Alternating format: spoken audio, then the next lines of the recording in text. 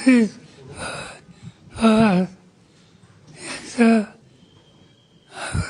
अपघाती मृत्यू हा महाराष्ट्राला एक प्रचंड मोठा धक्का आहे. एक कर्तृत्ववान निर्णय घेण्याची शक्ती ज्यांच्यात आहे अशा व्यक्तीला महाराष्ट्र आज मुकला. हे काही नुकसान झालं ते भरून निघणार नाही, पण सगळ्याच गोष्टी आपल्या हातात नसतात. मी आज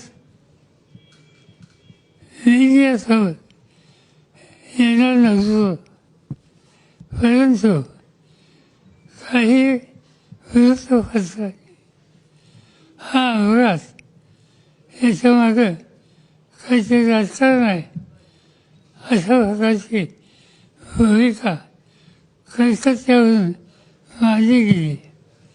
याच्यात राजकारण नाही, हा निव्वळ अपघात आहे. त्याच्या यातना महाराष्ट्राला आम्हा सगळ्यांना सतत असतात. कृपा करून इथं राजकारण आणू नये एवढं सांगायचं.